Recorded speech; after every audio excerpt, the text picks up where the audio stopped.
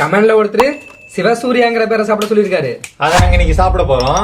எஸ்க்கு sweet எடுத்திருக்கோம். ஐக்கு இண்டோரி எடுத்திருக்கோம். இண்டோரி பேரிஸ் எடுத்திருக்கோம்.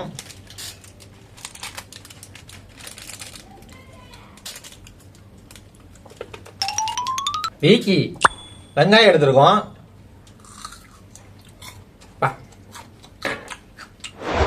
ஏக்கு ஆம்லாம் எடுத்திருக்கோம். எஸ்க்கு சோன் பப்டி எடுத்திருக்கோம்.